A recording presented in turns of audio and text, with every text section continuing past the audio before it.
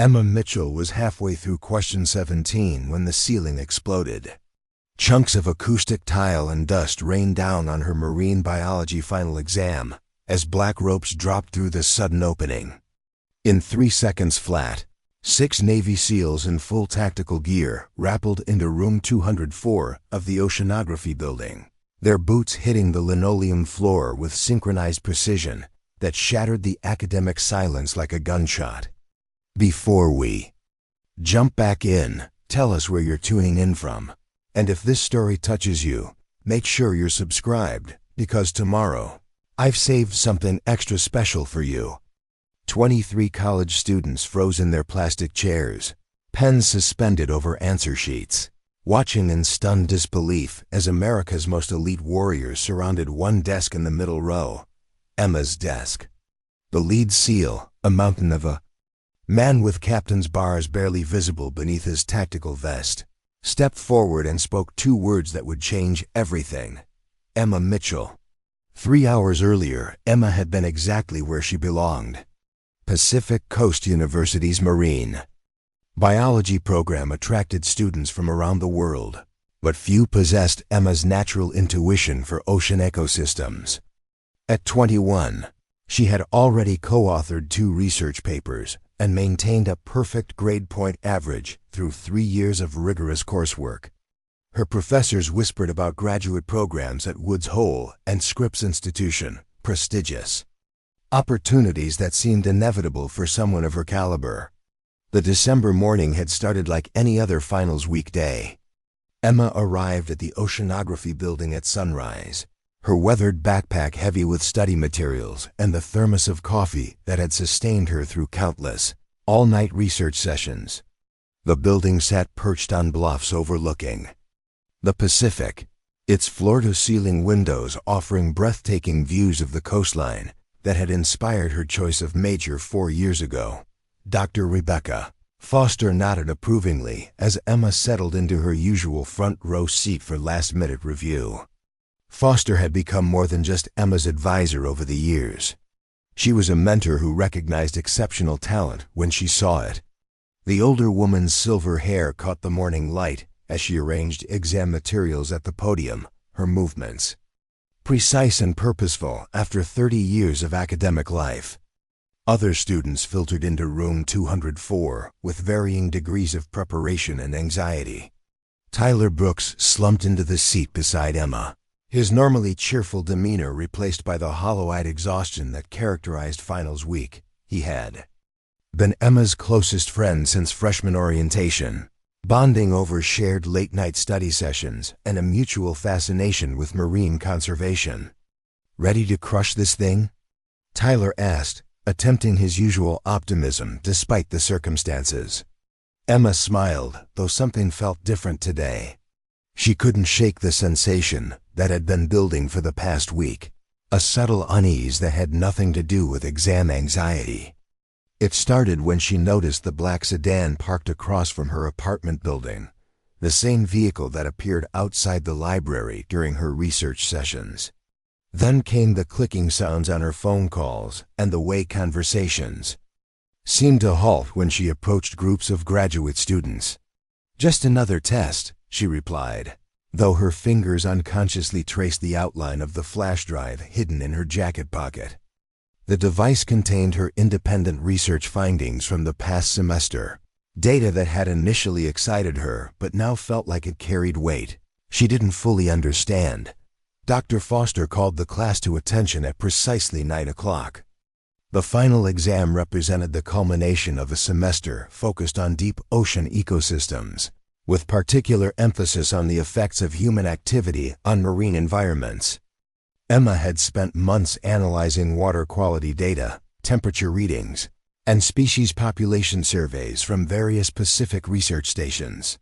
"You have 3 hours," Dr. Foster announced, distributing the thick exam booklets.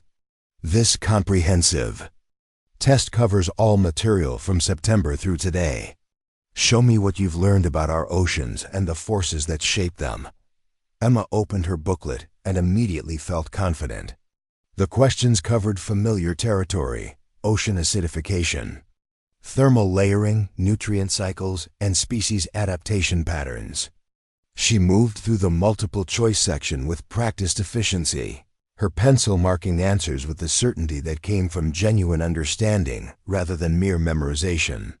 The essay portions required deeper analysis, asking students to synthesize complex relationships between human activity and marine ecosystem health. Emma's pen moved smoothly across the pages as she described the intricate connections between industrial runoff, phytoplankton populations, and fish migration patterns. This was the kind of thinking that had earned her recognition from faculty and graduate program recruiters. As she worked through question 15, a detailed analysis of thermal pollution effects on coastal breeding grounds, Emma noticed subtle changes in the building's atmosphere. The usual sounds of student activity from adjacent classrooms had quieted. Footsteps in the hallway seemed more purposeful, more coordinated. She glanced toward the windows and saw what appeared to be maintenance workers on the building's roof, though their movements struck her as oddly systematic for routine repairs. Dr. Foster paced slowly between the rows of desks, her expression neutral but attentive. She paused occasionally to answer whispered questions or provide clarification, maintaining the supportive presence that had made her popular among students. When she passed Emma's desk, however, her steps seemed to hesitate slightly, and Emma caught a fleeting expression of something that might have been concern. Preparing and narrating this story took us a lot of time, so if you are enjoying it, subscribe to our channel. It means a lot to us. Now back to the story. Question 16 dealt with unauthorized research activities and their potential consequences for marine protected areas. Emma's hand slowed as she read the prompt, which seemed to directly reference the independent work she had been conducting for the past 2 months. The coincidence felt too specific to be accidental, but she pushed the thought aside and focused on providing a comprehensive answer based on established protocols and regulations. She was midway through question 17, a complex scenario involving conflicting data sets from different research institutions, when the world changed forever. The acoustic ceiling tiles directly above her desk suddenly bulged downward, stress fractures appearing along the edges as if something heavy was pressing from above. Other students began to look up, pen stopping mid-sentence as an ominous creaking sound filled the room. Dr. Foster froze at the front of the classroom, her face draining of color as she seemed to recognize what was happening. Several students pointed upward, their voices beginning to rise in confusion and alarm. Tyler grabbed Emma's arm, his grip tight with sudden fear as debris began to shower down around them. The ceiling exploded inward with a sound like thunder, sending chunks of tile, insulation, and metal framework crashing onto desks and scattering exam papers across the floor. Through the jagged opening, Emma glimpsed a rectangle of gray December sky before thick black ropes dropped through the gap like striking snakes. The first SEAL hit the floor with boots that seemed to absorb impact without sound, his weapon raised, and eyes scanning the room with mechanical precision. The second followed immediately, then the third and fourth in rapid succession, their movements so coordinated they seemed choreographed. Within seconds, 6 of America's most elite warriors had transformed a quiet academic examination into something from a military thriller. Students scrambled backward in their chairs, some diving under desks while others sat frozen in shock. Dr. Foster raised her hands, her voice shaking as she tried to establish some semblance of control over the chaos. There must be some mistake, she began, but her words were lost in the tactical team's swift deployment around the classroom. Emma remained motionless at her desk, her exam booklet still open to question 17, her pen still gripped in her right hand. Everything seemed to move in slow motion as the lead SEAL approached her position, his massive frame blocking out the fluorescent lights overhead.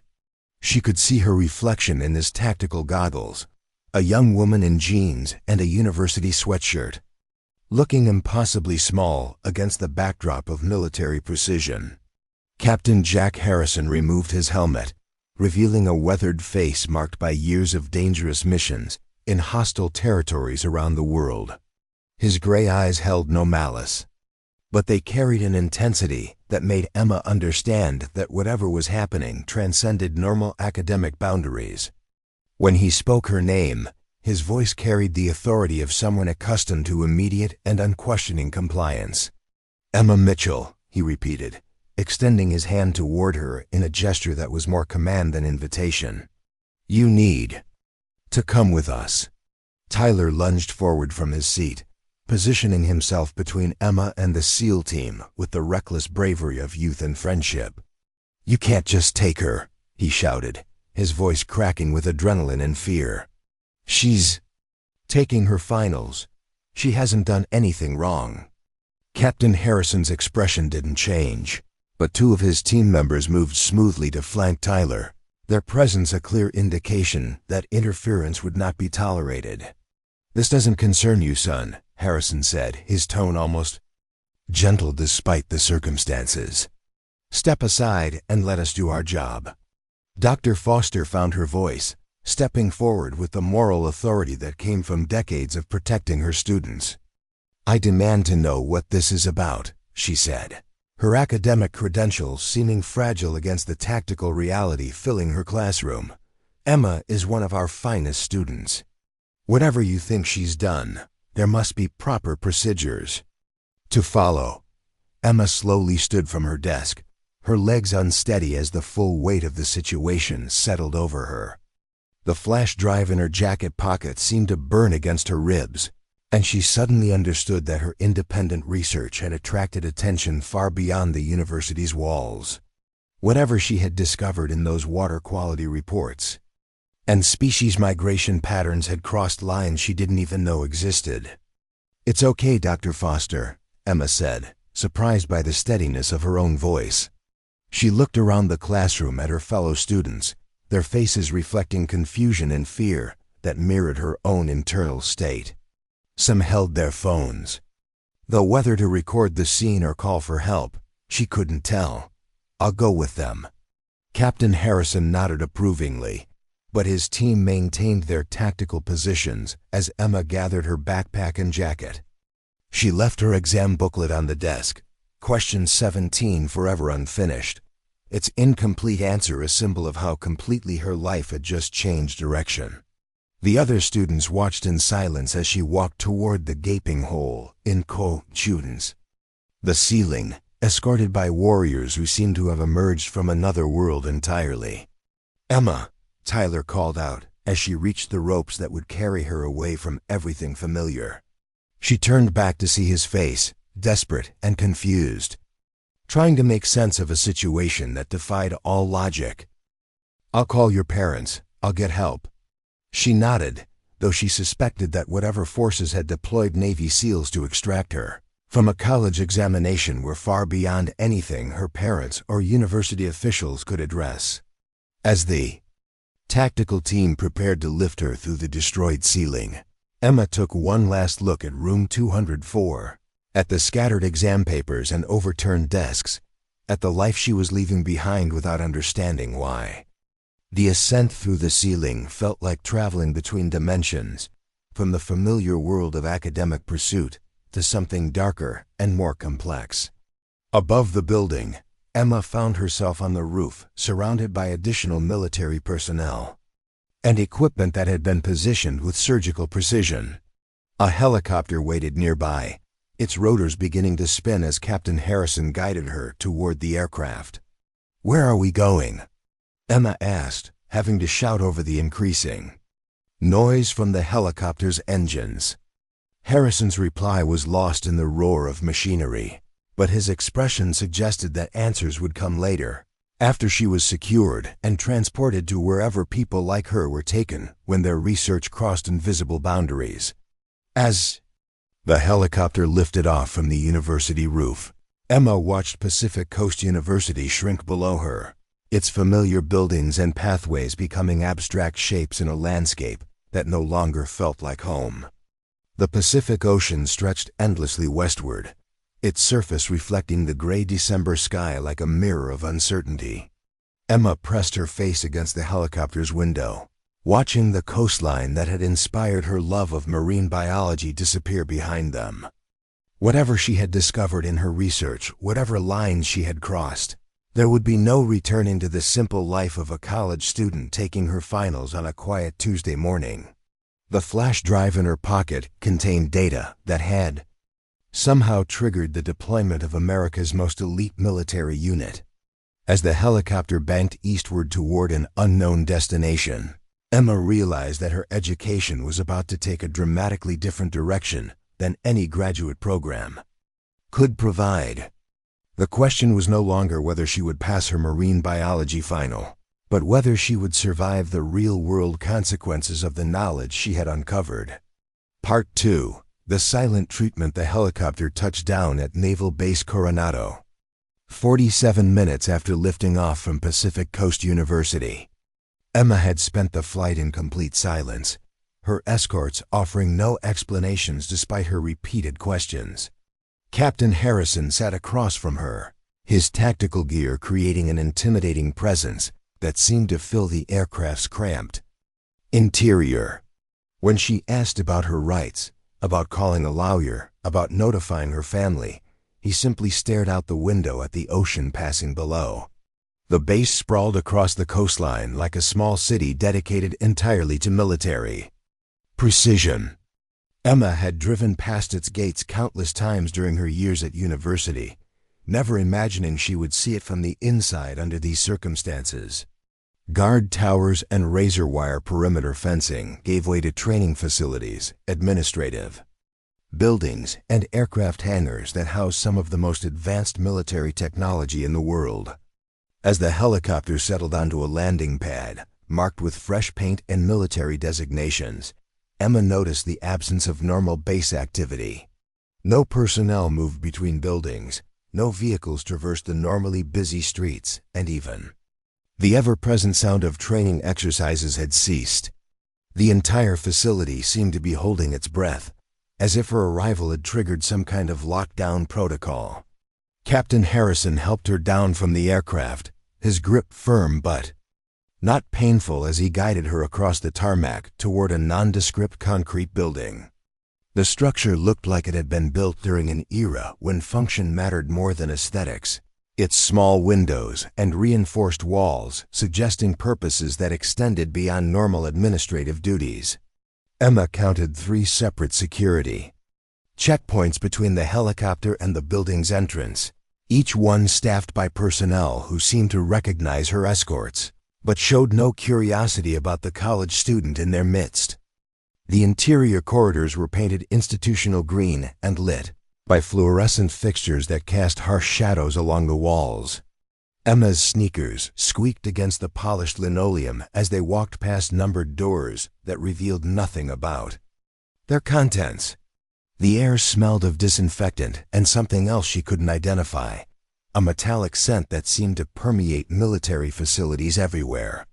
They stopped at a door marked only with the number 247. Captain Harrison swiped a key card and gestured for Emma to enter ahead of him. The room beyond was small and windowless, containing only a metal table and 2 chairs that looked like they had been designed for durability rather than comfort. A single overhead light provided illumination, its intensity just harsh enough to create an atmosphere of interrogation without crossing into actual torture. Emma took the chair facing the door, a choice that Captain Harrison seemed to approve of with a slight nod. He remained standing, his hands clasped behind his back, in a posture that suggested military training had become second nature over years of service. For several minutes, neither of them spoke, the silence stretching between them like a challenge neither was willing to break. Finally, Harrison pulled out the second chair and sat down across from her. Up close, Emma could see the details that marked him as someone who had seen combat in distant places. A small scar ran along his jawline, disappearing beneath his collar. His hands bore the calluses and minor scars of someone who worked with weapons and equipment under dangerous conditions. Most telling were his eyes, which held the kind of wariness that came from making life-and-death decisions on incomplete information. "Miss Mitchell," he began, his voice softer than it had been in the helicopter, but still carrying unmistakable authority. "I'm going to explain some things to you, and I need you to listen carefully. Your life may depend on understanding what I'm about to tell you." Emma leaned forward, her academic training taking over despite the surreal circumstances. She had always been good at absorbing complex information quickly, a skill that had served her well in challenging coursework and research projects. "I'm listening," she said, surprised by how steady her voice sounded. Harrison opened a folder that had materialized from somewhere in his tactical vest. The papers inside looked official, bearing letterheads and classification stamps that Emma recognized from movies, but had never expected to see in real life. Her name appeared on several documents, along with what appeared to be surveillance photographs taken around the university campus.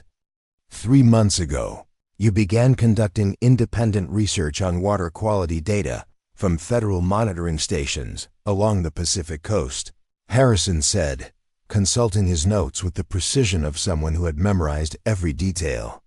"This research was not part of any approved academic program, and you accessed several databases that require security clearances you don't possess." Emma's mouth opened to protest, but Harrison held up a hand to stop her. "I'm not finished.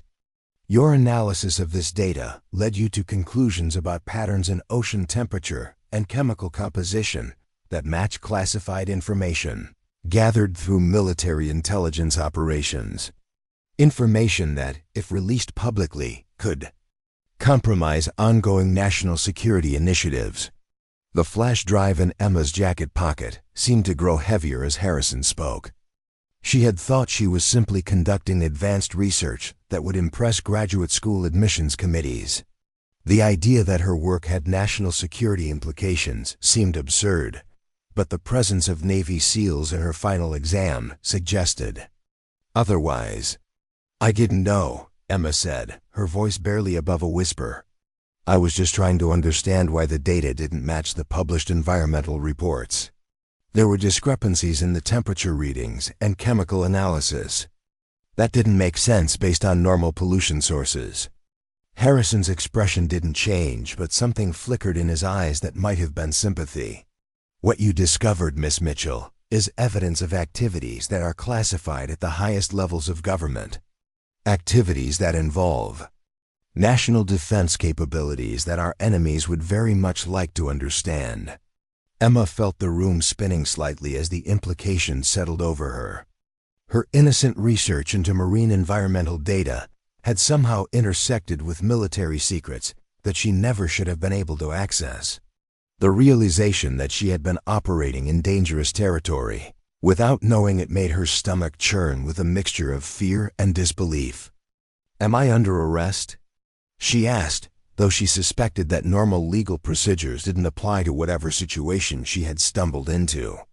"Not exactly," Harrison replied, though his tone suggested that her status was more complicated than simple criminal charges. "You're in protective custody while we determine the extent of what you know and who you might have shared it with." The words protective custody carried implications that Emma didn't want to explore too deeply. She thought about Tyler, Dr. Foster, and her parents, all of whom were probably trying to make sense of her dramatic disappearance from the examination room. The image of Navy SEALs rappelling through the ceiling would be impossible to explain through normal channels, and she wondered what kind of cover story would be constructed to account for her absence. "What happens now?" Emma asked, though she suspected that Harrison's answers would be limited by the same security concerns that had brought her here in the first place. Harrison closed the file folder and leaned back in his chair, studying her face with the intensity of someone trained to read deception and fear. "Now we wait. There are people who need to speak with you, people who understand the full scope of what you've uncovered. Until then, you'll be housed here under close supervision." Emma realized that her life as a college student had effectively ended the moment those ropes dropped through the ceiling. Whatever came next would be determined by forces far beyond her control.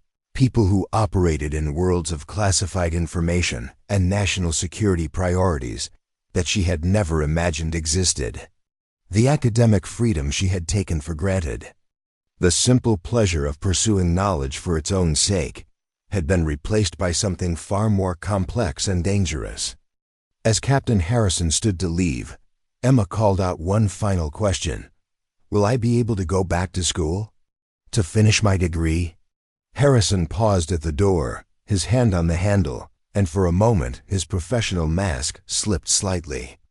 "That depends on a lot of factors that haven't been decided yet, Miss Mitchell. But I can tell you this much. Your life is never going to be quite the same."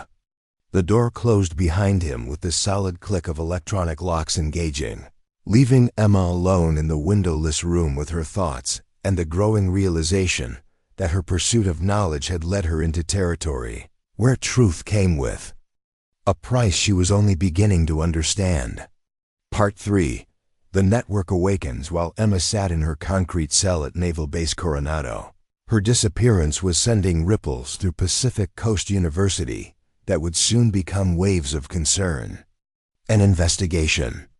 Tyler Brooks paced his dormitory room like a caged animal, his phone pressed to his ear as he tried to reach anyone who might have answers about what had happened to his best friend.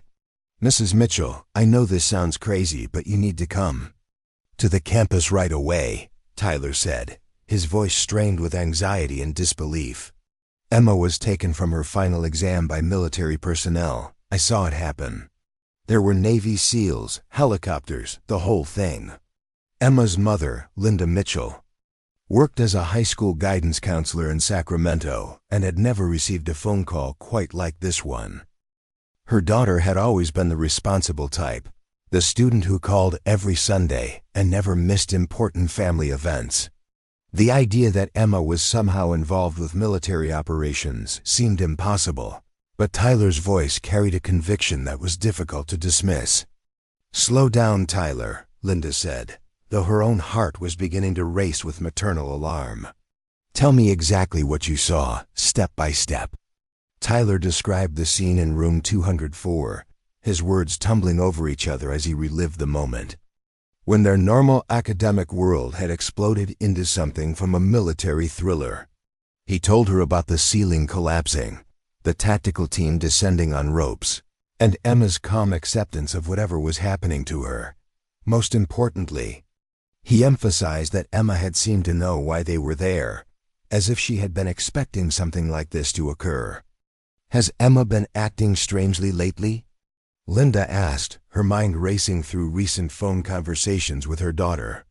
"Has she mentioned any problems with her research or coursework?" Tyler hesitated before answering.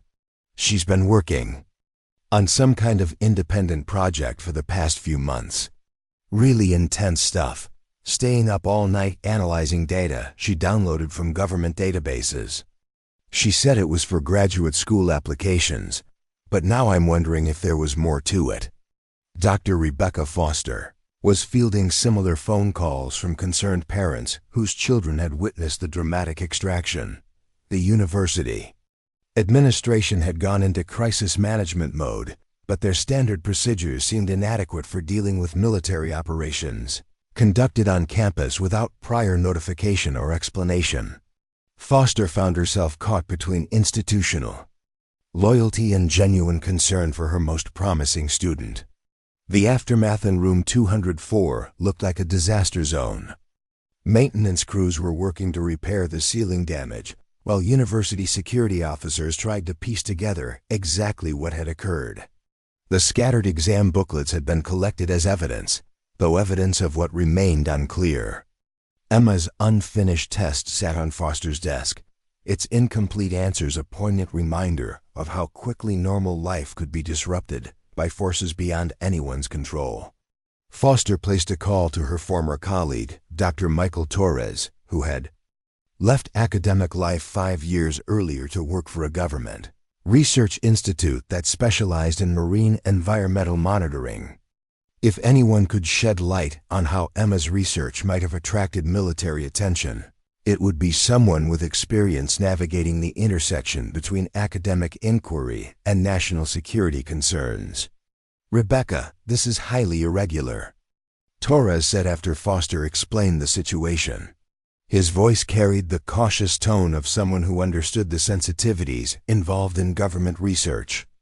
"I can't discuss specific projects, but I can tell you that certain types of environmental data are considered sensitive for reasons that go beyond normal academic considerations."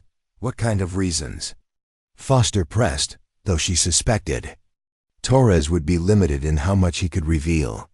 Torres was quiet for several seconds before responding. "Let's just say that environmental monitoring sometimes reveals activities that aren't meant for public consumption.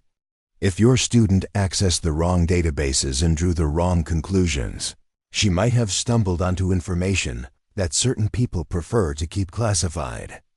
The implications were chilling. Emma's passion for marine conservation and environmental protection had led her into territory where scientific inquiry intersected with military secrecy. Foster began to understand that her student's disappearance wasn't a case of mistaken identity or administrative confusion, but the result of research that had crossed lines Emma probably didn't even know existed. Meanwhile, at the Loyola Research Institute, Dr. Sarah Blake was receiving urgent communications about security breaches in their data systems. As the military liaison for several classified research projects, Blake had spent the morning reviewing access logs that showed unauthorized queries from Pacific Coast University computers. The timing of these queries matched exactly with Emma's research activities, creating a pattern that had triggered automated security alerts.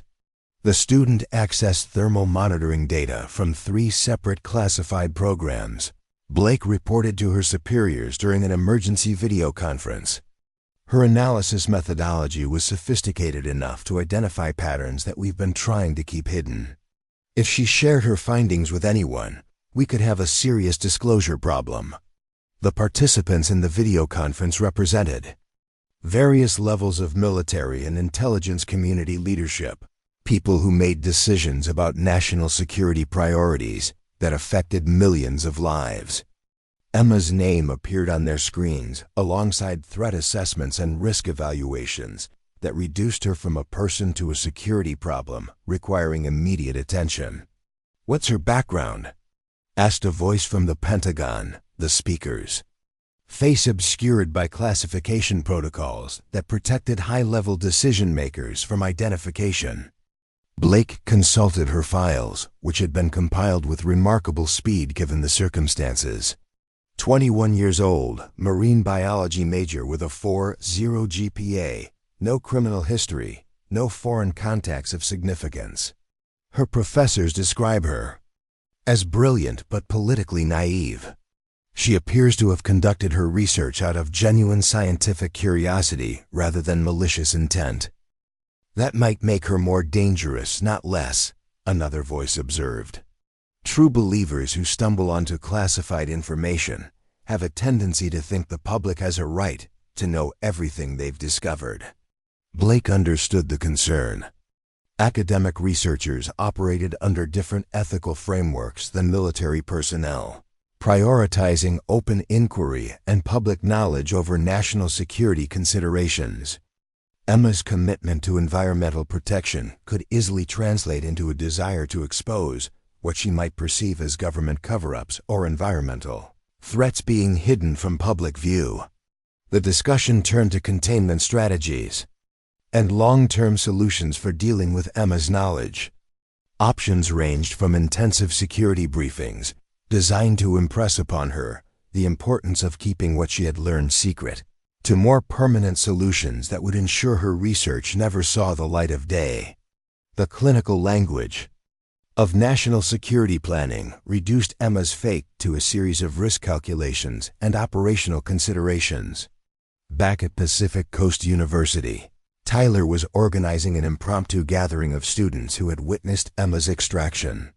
Word had spread quickly through social media, and by evening, dozens of people had assembled in the student center to share information and demand answers from university officials. The mood was part protest, part support group, as students tried to process what they had seen and determine what actions they could take. "This isn't how things work in America," declared Sarah Kim, a political science major who had been in the library when the helicopters appeared over campus. "You can't just take people from their classes without warrants or explanations or any kind of due process." Tyler found himself in the unexpected role of organizer and spokesman for a group that was demanding answers the university administration clearly couldn't provide. Phone calls to local police had been met with referrals to federal authorities. Requests for information from campus security had been stonewalled with claims that the incident was under investigation by agencies beyond university control. "Emma is one of the best people I know," Tyler told the assembled students, his voice carrying across the crowded room.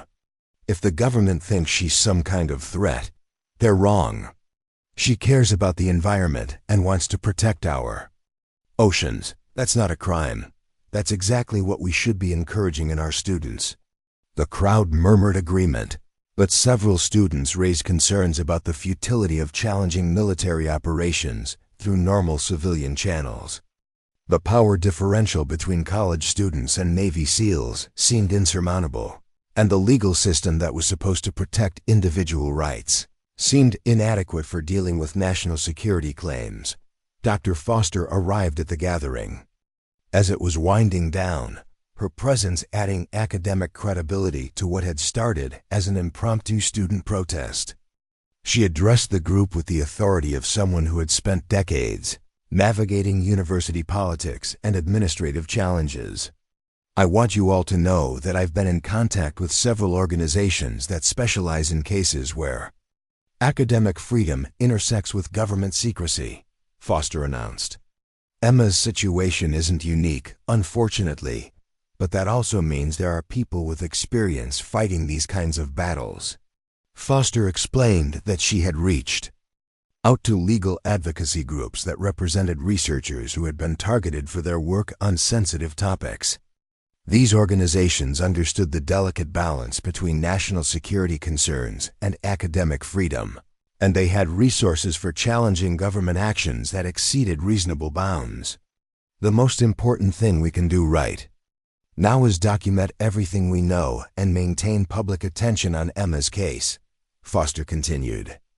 "Government agencies prefer to operate in secrecy, but public scrutiny makes it harder for them to take actions that violate constitutional protections." The students began organizing themselves into working groups focused on different aspects of advocating for Emma's release. One group would handle media outreach, another would focus on legal research, and a third would maintain pressure on university administration to take stronger stands in support of their student. Tyler found himself at the center of these efforts, driven by loyalty to his friend and growing anger at the injustice of her situation.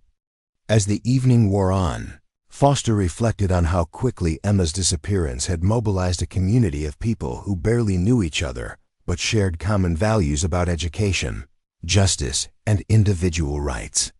The response gave her hope that Emma's case wouldn't simply disappear into the classified world of national security operations, but it also made her aware of how much they were asking students to take on by challenging powerful institutions.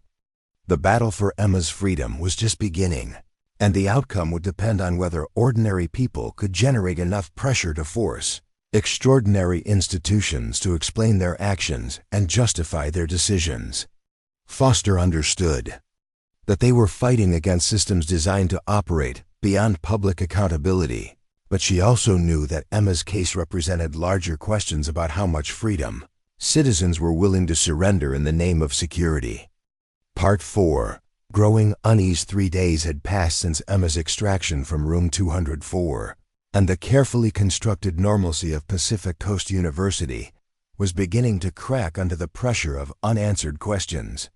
What had initially been treated as an isolated incident requiring minimal administrative response was evolving into something that threatened the institution's reputation and raised uncomfortable questions about academic freedom on American campuses. President Margaret Caldwell sat in her corner office overlooking the Pacific, reviewing reports from her senior staff that painted an increasingly complex picture of the crisis facing their university. The initial media coverage had been relatively contained, with local news outlets treating the story as an unusual but isolated incident. However, social media had amplified student concerns and national education advocacy. Groups were beginning to take notice of what they were calling a potential violation of academic sanctuary. "The Department of Education is asking questions," reported Janet Walsh, the university's vice president for external relations. "They want to know why we allowed military operations on campus without proper coordination through established protocols. Apparently, there are federal guidelines about this kind of thing that nobody followed." Caldwell rubbed her temples, feeling the familiar pressure that came with crises that extended beyond normal university boundaries. Her career had included challenges ranging from budget shortfalls to faculty disputes, but nothing had prepared her for dealing with classified military operations that intersected with her responsibility to protect students and maintain academic integrity. "What about Emma's parents?" Caldwell asked. "Have they been in contact with anyone who can provide actual answers?" Walsh consulted her notes, which had grown thicker as the situation developed. "Linda and Robert Mitchell drove down from Sacramento yesterday. They've been trying to get information through every channel they can think of, but they're hitting the same walls we are. The military refers them to intelligence agencies. Intelligence agencies refer them to other departments, and everyone claims the case is classified beyond their level of authority."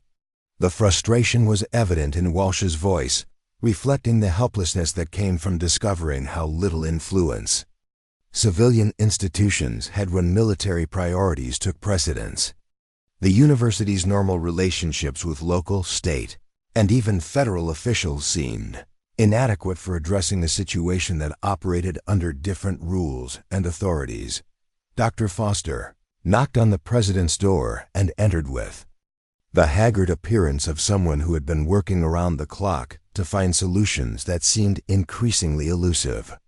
She carried a thick folder containing research she had conducted on similar cases, examples of other students and researchers who had been targeted for their work on sensitive topics. "I've been in contact with the Electronic Frontier Foundation and the American Civil Liberties Union," Foster reported, settling into one of the chairs facing Caldwell's desk. "They're interested in Emma's case because it represents a pattern they've been tracking. Researchers who access certain types of environmental data are increasingly finding themselves under government scrutiny." Caldwell leaned forward, hoping that Foster's connections might provide avenues for action that had so far proven elusive. "What kind of pattern? Are we talking about isolated incidents or something more systematic?" Foster opened her folder and spread out documentation that told a disturbing story about the erosion of academic freedom in areas that intersected with national security concerns. Over the past 5 years, at least 12 graduate students and junior faculty members have been detained, questioned, or had their research confiscated because their work touched on environmental data that's considered sensitive. The examples Foster shared painted a picture of a government increasingly willing to classify environmental information that had traditionally been considered public domain. Climate researchers studying polar ice patterns had been visited by federal agents. Marine biologists investigating ocean acidification had found their funding cut without explanation. Atmospheric scientists analyzing air quality data had been required to sign non-disclosure agreements that effectively ended their ability to publish their findings. "The common thread," Foster explained, "is that all of these researchers stumbled onto evidence of activities or conditions that someone in government preferred to keep hidden." Emma's work on water quality and temperature patterns apparently revealed something that triggered the same response. Caldwell absorbed this information with growing alarm. The idea that her university might be operating under surveillance that students and faculty conducting legitimate research could be targeted for investigation or detention, challenged fundamental assumptions about academic freedom that she had taken for granted throughout her career. Meanwhile, Tyler was discovering that his efforts to publicize Emma's case were attracting attention from sources he hadn't expected. His social media posts about her disappearance had been shared thousands of times, but he was also receiving private messages from people who claimed to have information about government surveillance of environmental researchers. One message came from a graduate student at UC San Diego who said his advisor had warned him about accessing certain databases after a colleague's research had attracted unwanted attention.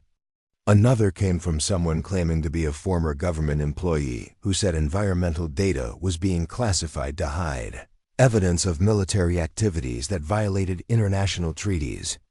Tyler shared these messages with Dr. Foster, who recognized that they were dealing with something much larger than Emma's individual case.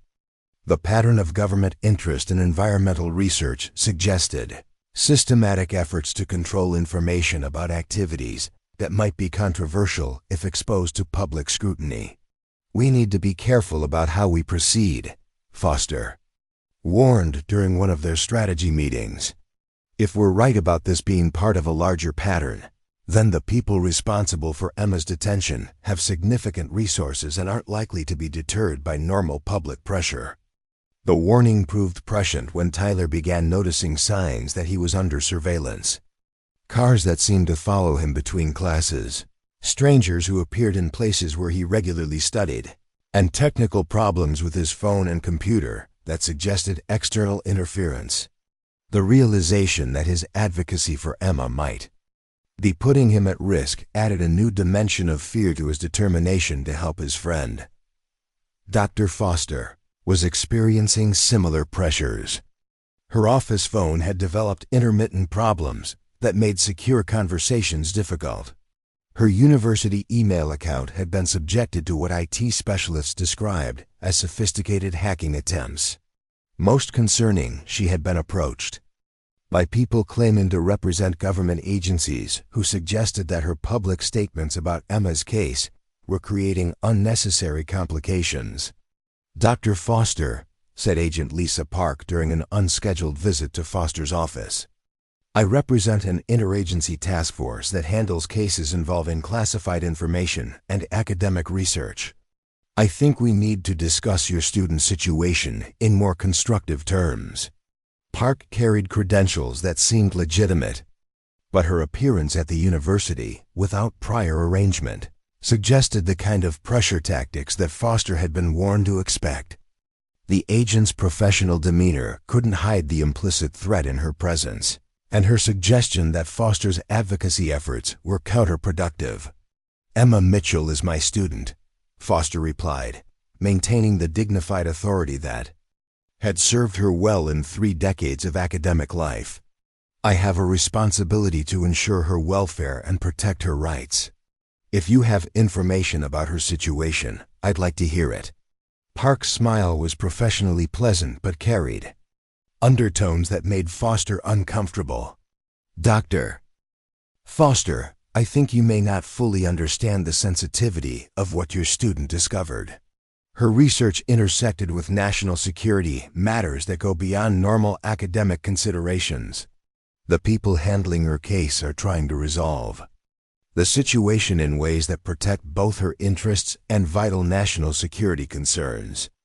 The conversation continued for another 20 minutes, with Park alternating between reassurances about Emma's welfare and subtle warnings about the dangers of generating publicity for cases involving classified information.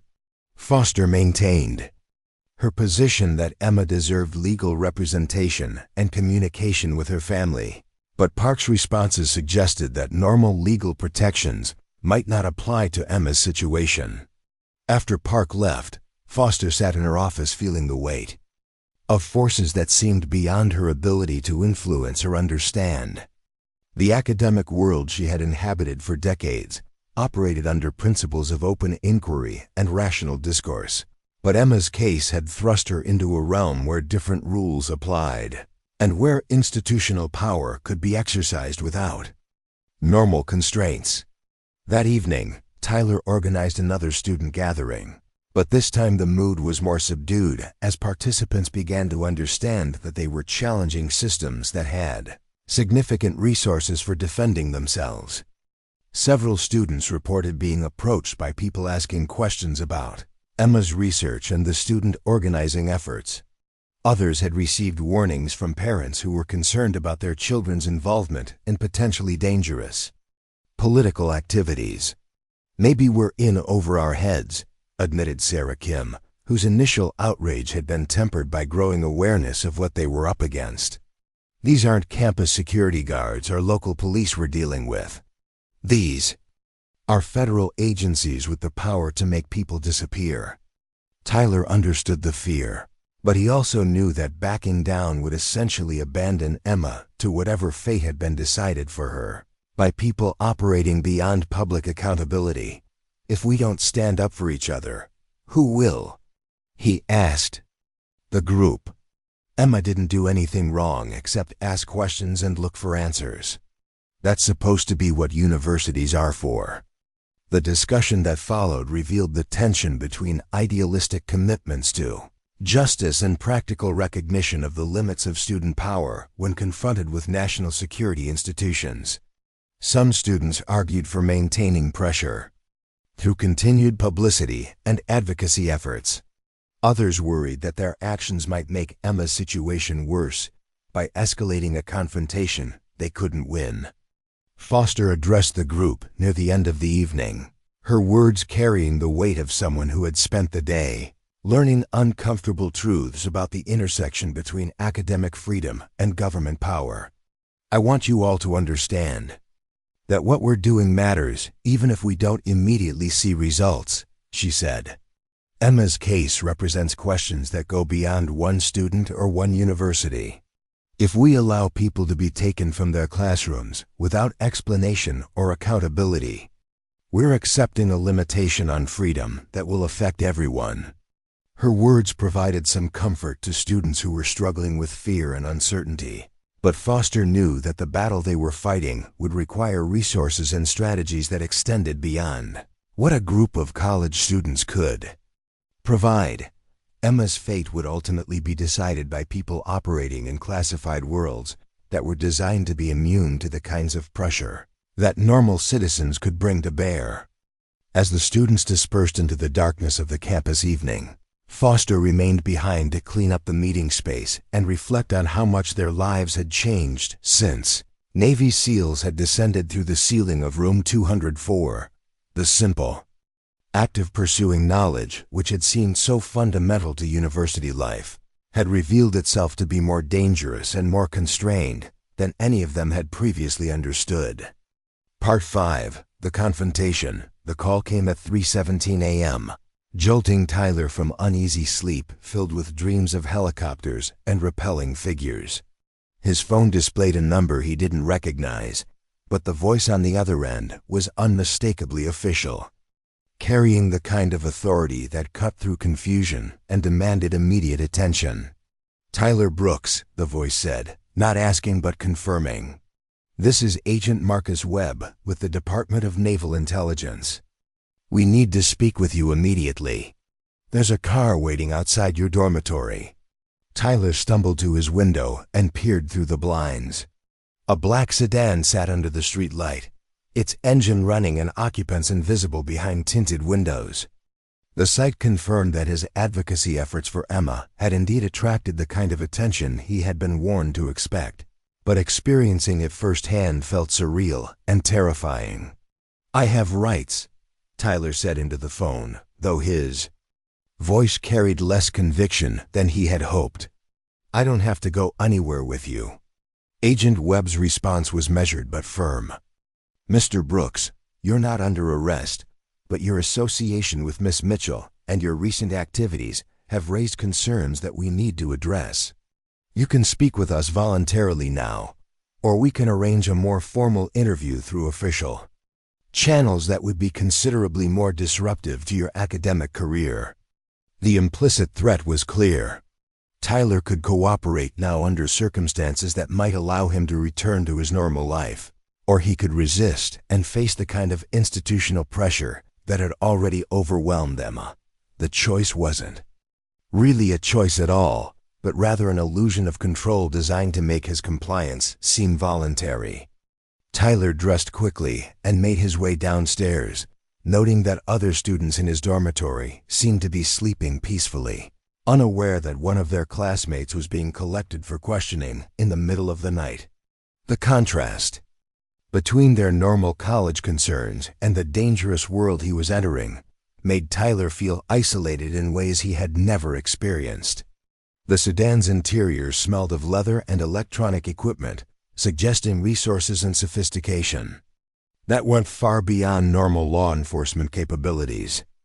Agent Webb sat in the passenger seat, turning to face Tyler as the vehicle pulled away from campus and headed toward destinations unknown. In the dim light, Webb appeared to be in his 40s, with the kind of professional appearance that could blend into any corporate or government setting. "Mr. Brooks," Webb began as the car navigated through empty streets, "I want you to understand that we're not your enemies. Our concern is protecting information that could endanger national security if it fell into the wrong hands. Miss Mitchell's research touched on matters that go beyond normal academic inquiry, and her disappearance from campus was necessary to prevent potentially serious consequences." Tyler found his voice, though it sounded smaller than he had hoped in the car's confined space. "Where is she? Is Emma okay?" Webb's expression remained neutral, revealing nothing about Emma's condition or whereabouts. "Miss Mitchell is safe and being treated well. Her situation is being handled by people who understand both the sensitivity of what she discovered and her rights as an American citizen. What concerns us now is the publicity campaign you've been organizing and the attention it's attracting from groups that don't necessarily share our commitment to resolving this matter quietly." The car turned into Naval Base Coronado, passing through security checkpoints that appeared to have been alerted to their arrival. Tyler recognized the location from his research into Emma's disappearance, and the realization that he was being brought to the same facility where she was presumably being held filled him with both hope and terror. Perhaps he would be allowed to see her, or perhaps he was simply being removed from circulation to prevent further complications. The building they entered was different from the one where Emma was being held, though Tyler had no way of knowing that. This facility was designed for more formal interrogations and briefings, with conference rooms equipped for presentations and audio-visual materials that could be used to educate civilian visitors about the realities of national security work. Agent Webb led Tyler into a room where several other people were waiting, their professional attire and serious expressions suggesting high-level involvement in whatever was happening to Emma. A large screen dominated one wall, currently displaying what appeared to be a map of the Pacific Ocean with various markings and annotations that meant nothing to Tyler, but clearly held significance for the assembled officials. "Mr. Brooks," Webb said, gesturing toward a chair at the conference table, "I'd like you to meet some colleagues who can help you understand why Miss Mitchell's research created such serious concerns." Dr. Sarah Blake stepped forward, introducing herself as a military liaison for Marine research programs. Her academic credentials were impressive, but her current role clearly involved applying scientific knowledge to military purposes rather than pursuing open research for public benefit. She activated the wall screen, which began displaying images and data that appeared to be related to Emma's environmental research. "Your friend discovered patterns in ocean temperature and chemical composition that revealed information about classified military activities," Blake explained, her tone suggesting that she was simplifying complex information for a civilian audience. "These activities are legal and necessary for national defense, but they must remain secret to be effective." Tyler studied the displayed information, trying to understand what Emma had uncovered that warranted such dramatic government intervention. The data showed temperature anomalies and chemical signatures in ocean waters near military installations, suggesting that naval operations were having environmental effects that weren't being publicly acknowledged. "This looks like evidence of environmental damage," Tyler said, his academic training helping him interpret the scientific displays. "If military operations are harming ocean ecosystems, shouldn't the public have a right to know about it?" Blake exchanged glances with Webb before responding. "Mr. Brooks, the activities revealed by this data are essential for protecting American interests in an increasingly dangerous world. Public disclosure would compromise operational security and potentially endanger the lives of military personnel who depend on these capabilities." The conversation continued for over an hour, with various officials presenting their perspectives on the balance between environmental protection and national security concerns. Tyler began to understand that Emma's research had revealed evidence of military activities that were controversial enough to require classification, but which officials genuinely believed were necessary for national defense. The most disturbing revelation came when Blake displayed satellite imagery showing Chinese military installations conducting similar activities in the South China Sea. "This is an arms race, Mr. Brooks," she explained. "If we abandon capabilities that our adversaries are actively developing, we put American lives at risk and compromise our ability to protect allied nations that depend on our security guarantees." Tyler absorbed this information with growing confusion about the moral complexities involved. Emma's environmental concerns were legitimate, but the national security implications were also real. The simple narrative of government oppression that had motivated his advocacy efforts was being complicated by evidence that the situation involved genuinely difficult trade-offs between competing values. "What happens to Emma now?" Tyler asked, though he suspected that the answer would depend on decisions being made at levels far above the people he was speaking with. Webb leaned forward, his expression suggesting that Tyler's response to this conversation would influence Emma's fate. "That depends partly on you, Mr. Brooks. Miss Mitchell's knowledge of classified information makes her situation complicated, but it doesn't have to be permanent. If the publicity surrounding her case can be contained, if the pressure from advocacy groups can be reduced, then solutions become possible that serve everyone's interests." The implicit bargain was clear. Tyler could continue his advocacy efforts and risk making Emma's situation worse, or he could help calm the public attention her case was receiving in exchange for assurances that she would be treated fairly. The choice put him in an impossible position, forced to choose between loyalty to his friend and actions that might actually help her. "I need guarantees," Tyler said, surprising himself with his ability to negotiate under such circumstances. "I need to know that Emma will be released, that she'll be able to continue her education, and that she won't face criminal charges for research she conducted in good faith." The officials exchanged looks that suggested Tyler's demands were not unreasonable, but also not entirely within their power to grant. Webb finally responded with the kind of carefully worded assurance that committed to nothing while sounding reassuring.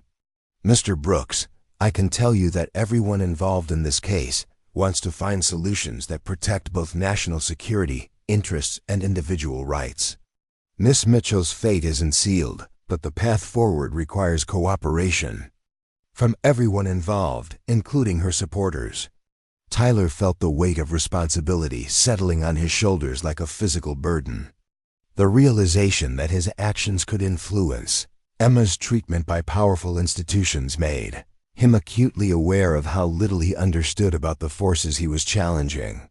The passionate certainty that had driven his advocacy efforts was being replaced by uncomfortable awareness of the complexities involved in balancing individual rights against collective security concerns. Dr. Blake activated another display, this one showing news reports and social media posts about Emma's case that had been circulating since her disappearance. Tyler recognized his own statements and photographs from the student gatherings, But seeing them presented in this context made him realize how his efforts were being perceived by security officials who operated under different priorities and assumptions. Your advocacy campaign has attracted attention from foreign intelligence services, Blake explained, her tone suggesting that this development had significantly complicated Emma's situation. Organizations that would very much like to understand what Miss Mitchell discovered are now monitoring the public discussion of her case, hoping to gain insights into classified American capabilities. This revelation hit Tyler like a physical blow. The idea that his efforts to help Emma might have endangered national security or made her a target for foreign espionage operations had never occurred to him.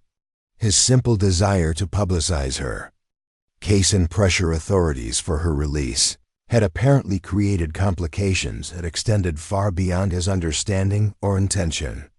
Agent Webb seemed to recognize Tyler's shock and press the advantage. "This is why we need your help, Mr. Brooks. The publicity surrounding Miss Mitchell's case has created risks that go beyond her individual situation. Foreign governments are now paying attention to information they previously had no reason to seek, and that attention could have consequences for other military personnel and operations." Tyler stared at the displays showing international media coverage of Emma's story, including articles in Chinese and Russian publications that he couldn't read, but which clearly demonstrated global interest in her research and disappearance. The academic freedom arguments that had seemed so compelling in university settings felt inadequate when confronted with evidence of geopolitical implications. "What exactly are you asking me to do?"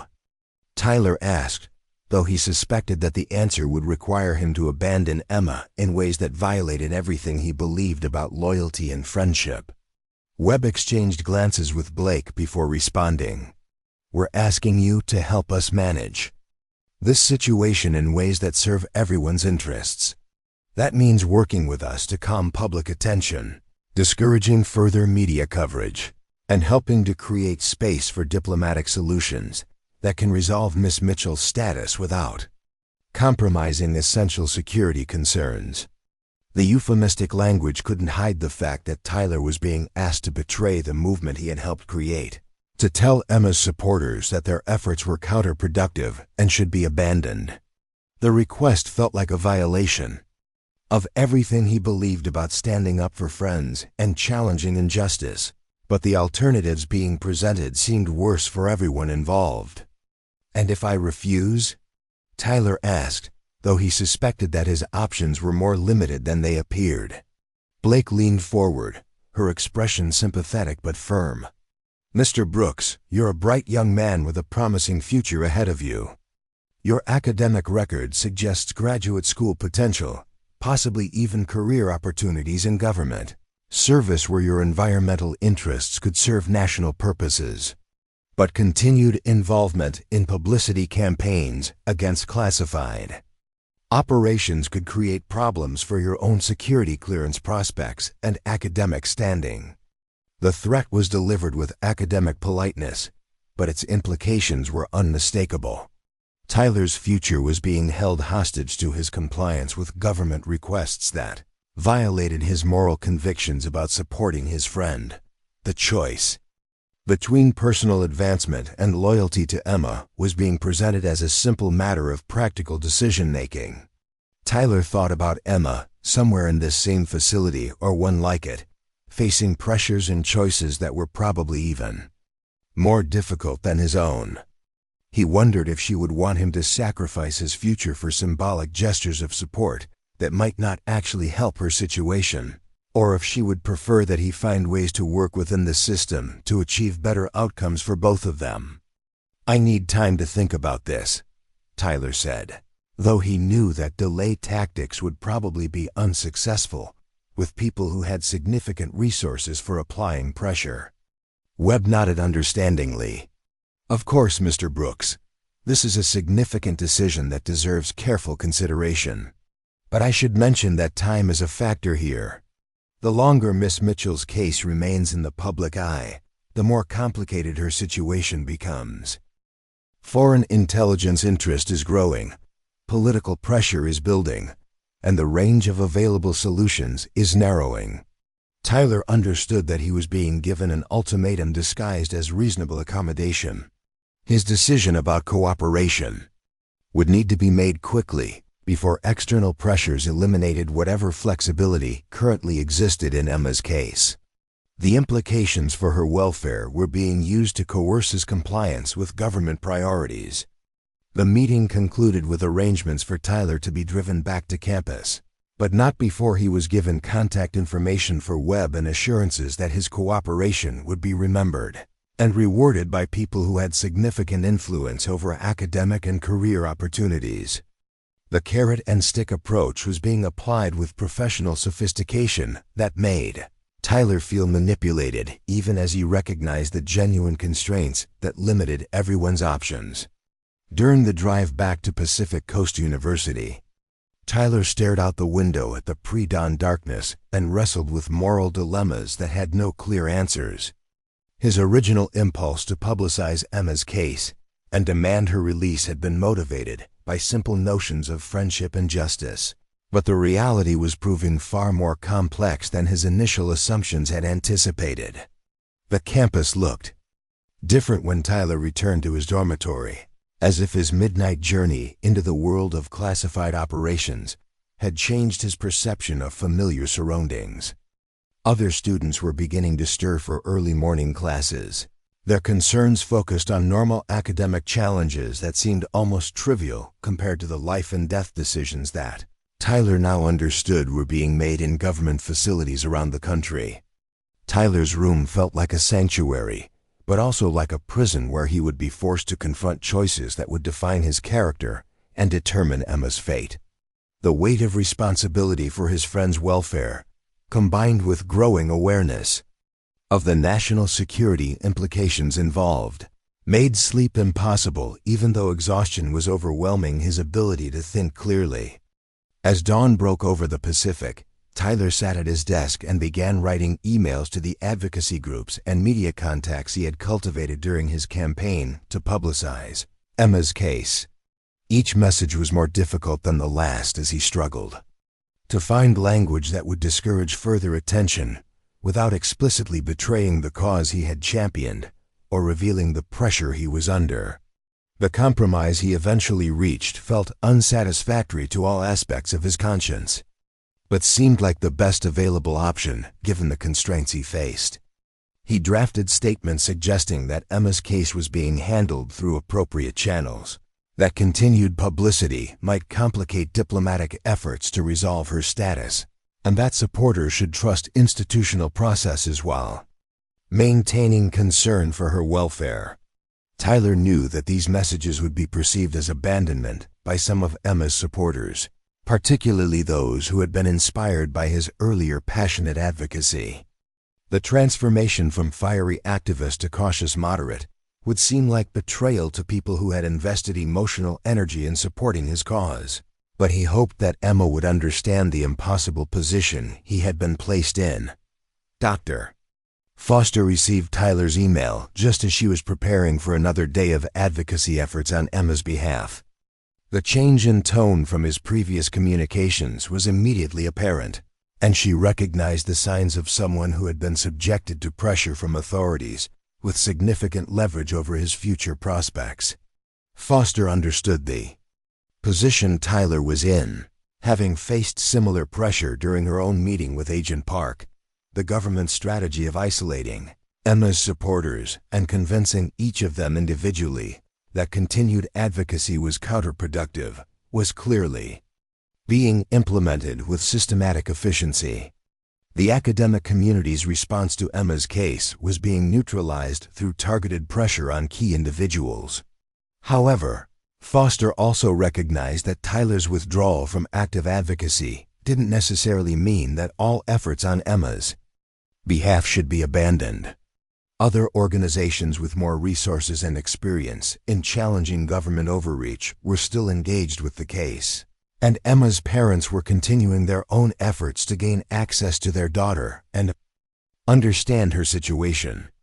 The Electronic Frontier Foundation had taken particular interest in Emma's case as an example of government efforts to control academic research that touched on sensitive topics. Their legal team was preparing challenges to the secrecy surrounding her detention and the lack of due process protections for researchers who accessed publicly available databases in pursuit of legitimate academic inquiry. Meanwhile, the American Civil Liberties Union was coordinating with international human rights organizations to highlight Emma's case as part of broader patterns of government suppression of environmental research. The global attention that Tyler had been warned was complicating Emma's situation was also creating political pressure for transparency and accountability that might ultimately serve her interests. Emma's parents, Linda and Robert Mitchell, had retained legal counsel specializing in national security cases and were pursuing every available avenue for gaining information about their daughter's status and welfare. Their efforts were generating media coverage that went beyond the campus-based advocacy that Tyler had been organizing, reaching audiences that were less susceptible to the pressure tactics that had been applied to university-based supporters. The complexity of forces now surrounding Emma's case reflected the broader tensions between individual rights and institutional power that characterized American society in an era of expanded government, surveillance, and classification authority. Her situation had become a symbol for advocates on multiple sides of debates about academic freedom, environmental protection, national security priorities, and the proper balance between transparency and secrecy in democratic societies. Back in her concrete cell at Naval Base Coronado, Emma was unaware of the political battles being fought over her case, but she was experiencing her own form of psychological pressure, designed to encourage cooperation with government priorities.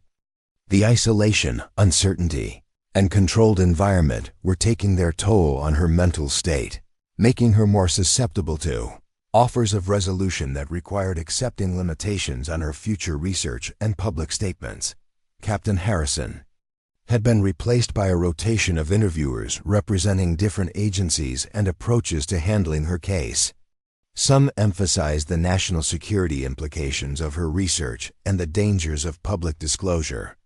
Others focused on the opportunities that could be available if she agreed to redirect her environmental interests toward government service. All of them stressed that her current situation could be resolved quickly if she demonstrated appropriate understanding of the sensitivity involved. Emma's academic training had prepared her to analyze complex information and reach independent conclusions, but it hadn't equipped her for psychological manipulation by professionals trained in extracting cooperation from reluctant subjects. The constant pressure to accept narratives that portrayed her research as dangerous and her detention as necessary was gradually eroding her confidence in her own judgment and moral convictions. The most effective approach involved interviewers who expressed genuine sympathy for her environmental concerns while explaining how government research programs were addressing the same issues through classified channels that were more effective than public advocacy. They painted pictures of career opportunities where her talents could serve environmental protection goals while also contributing to national security objectives. "Miss Mitchell," said Dr. Jennifer Walsh, a marine biologist who had transitioned from academic research to government consulting, "your passion for ocean conservation is exactly what we need in our classified research programs. You could have access to data and resources that university researchers never see, and your work could influence policy at the highest levels of government." Emma found these conversations more difficult to resist than the obvious intimidation tactics employed by security personnel. Dr. Walsh and others like her offered pathways that seemed to honor Emma's values while resolving her immediate crisis. But accepting their offers would require abandoning the open inquiry and public service that had originally motivated her interest in marine biology. The moral complexity of her situation was compounded by growing awareness that her research had indeed revealed information that could be used by hostile governments to understand American military capabilities. The environmental damage she had discovered was apparently connected to defense systems that protected not only American interests, but also allied nations that depended on American security guarantees. Emma began to understand that her case involved genuine trade-offs between competing values rather than simple conflicts between good and evil. Environmental protection, academic freedom, individual rights, and national security were all legitimate.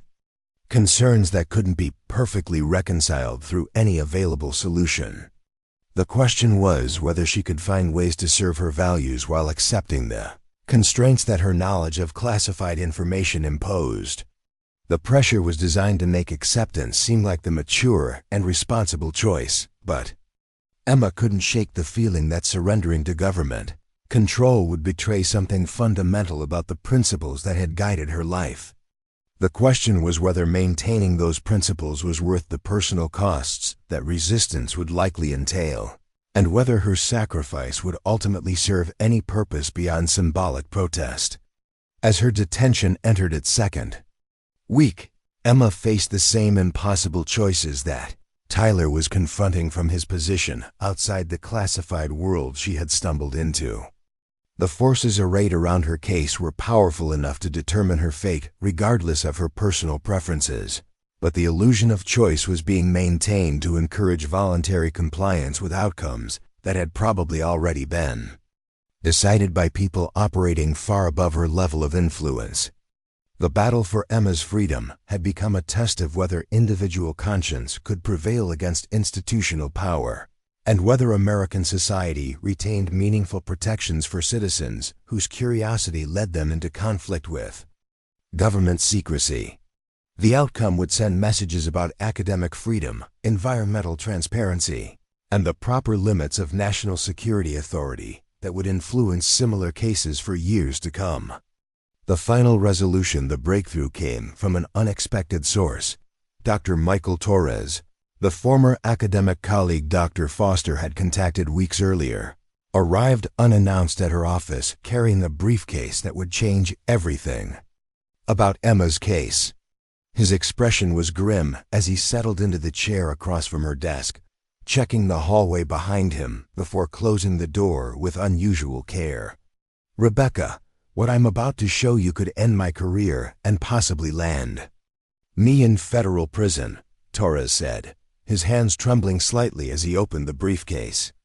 "But I can't stand by and watch a brilliant student's life be destroyed to cover up mistakes that should never have been classified in the first place." Inside the briefcase were hundreds of pages of documents, photographs, and data analyses that told a story far more complex than anyone had imagined. Torres had spent his 5 years in government service working on the same marine monitoring programs that Emma's research had accidentally uncovered, and his insider knowledge revealed the true scope of what she had discovered. The acoustic testing that Emma identified isn't primarily a weapons program, Torres explained, spreading the documents across Foster's desk. It's an environmental disaster that's been ongoing for 3 years. The military applications were secondary, developed to justify continued funding when the original research revealed that we were causing irreversible damage to Pacific marine ecosystems. The documents showed temperature readings, chemical analyses, and species population data that painted a devastating picture of ecological destruction. Underwater sound weapons testing had disrupted migration patterns for dozens of marine species, while chemical runoff from classified installations had created dead zones that were expanding at alarming rates. The military had classified the entire program not to protect national security, but to avoid environmental liability that could cost billions of dollars. Emma's research was dangerous because it was accurate, Torres continued. She had identified patterns that proved systematic. Environmental damage was being covered up through classification protocols. If her findings became public, it would expose not just the current program, but decades of similar activities that have been hidden from environmental oversight agencies. Foster absorbed this information with growing horror and determination. Emma wasn't being held because she had threatened national security. but because she had uncovered evidence of environmental crimes that powerful institutions were desperate to keep hidden. The national security justification was a cover story designed to legitimize detention that was actually motivated by corporate and military interests that prioritized profit over ecological protection. "Why are you telling me this now?" Foster asked, though she suspected that Torres had been wrestling with his conscience for weeks, as Emma's detention continued without resolution. Torres looked out the window at the Pacific Ocean that had been the focus of Emma's research, his expression reflecting the weight of choices that had brought him to this moment. "Because I've been monitoring the situation through my security clearance access, and Emma's case is about to get much worse. There are discussions about transferring her to a long-term detention facility under provisions of the National Defense Authorization Act that would essentially make her disappear indefinitely." The implications were chilling. Emma could be held without trial, without access to legal counsel, and without communication with her family under laws that were originally designed to handle terrorism cases. Her knowledge of environmental damage being hidden through national security classifications had made her a threat that powerful interests were prepared to neutralize permanently. Foster realized that conventional advocacy efforts were inadequate for addressing a situation that involved this level of institutional corruption and abuse of authority. Emma's case required exposure strategies that could generate enough public pressure to overwhelm the secrecy and intimidation that had so far protected the responsible parties from accountability. "Michael, are you prepared to go public with this information?" Foster asked, knowing that such action would indeed destroy his career and possibly result in criminal prosecution. Torres nodded with the resigned determination of someone who had made peace with necessary sacrifice. "I've already copied everything to journalists at the Washington Post and New York Times, along with environmental advocacy organizations that have the resources to handle classified information responsibly. The story is going to break within 48 hours with or without our involvement."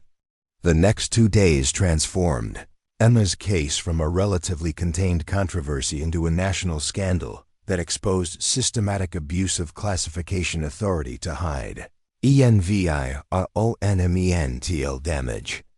The leaked documents provided undeniable evidence that marine ecosystems across the Pacific had been sacrificed to military testing programs that served corporate interests more than genuine security needs. Emma's detention was revealed as part of a broader pattern of using national security laws to silence researchers who discovered inconvenient truths about government activities. The story resonated with environmental groups, civil liberties organizations, and academic institutions that recognized the broader implications for scientific freedom and democratic accountability. The media coverage generated international pressure that made Emma's continued detention politically unsustainable. Foreign governments that had been cooperating with the acoustic testing programs began demanding explanations for environmental damage in international waters, while environmental groups filed lawsuits seeking immediate access to all classified research that had been hidden under national security designations. Captain Harrison found himself in the uncomfortable position of maintaining security for a detention that had lost its legal and political justification. The classification protocols that had initially protected the marine testing program were being challenged in federal court, while congressional hearings were being scheduled to investigate the use of military detention for environmental researchers.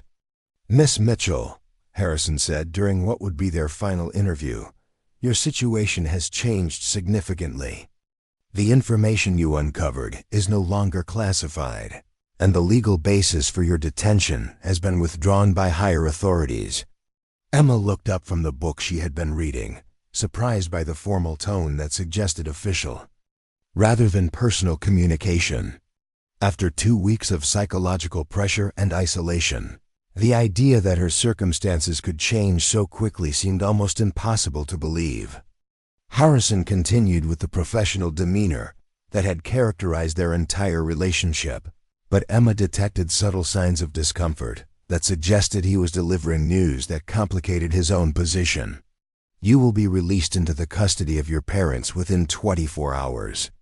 However, your knowledge of formerly classified information means that certain restrictions will continue to apply to your future activities.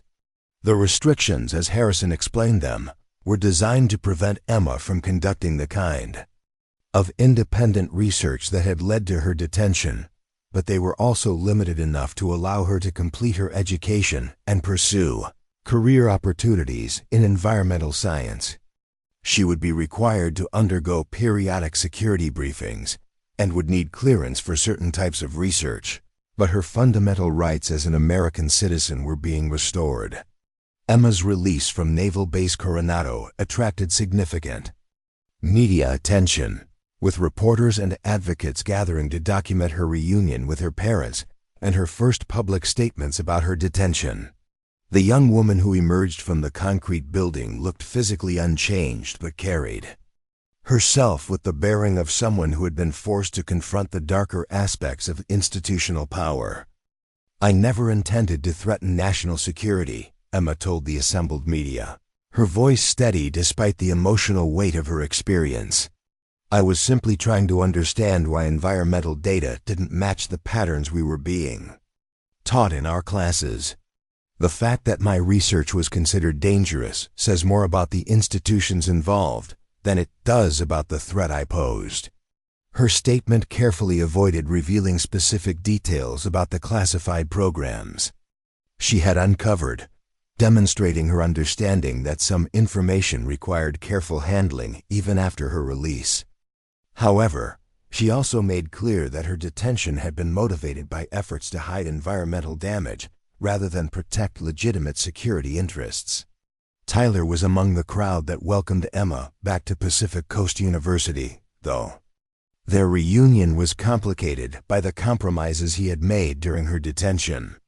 The pressure he had experienced to abandon his advocacy efforts had strained their friendship, but Emma's understanding of the forces that had been applied to everyone around her case helped bridge the gap that government manipulation had created.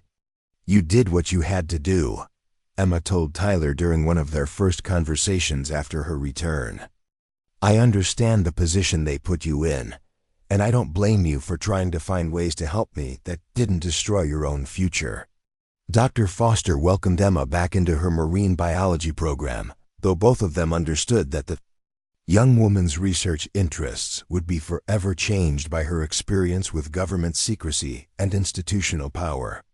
The environmental damage that Emma had uncovered through her research was now being addressed through congressional oversight and legal action, giving her work consequences that extended far beyond academic achievement. Emma's case had also created new protections for academic researchers working with environmental data. Congressional hearings revealed that dozens of students and faculty members had been subjected to investigation or intimidation for research that touched on classified environmental programs, leading to legislative reforms that limited the use of national security classifications to hide ecological damage.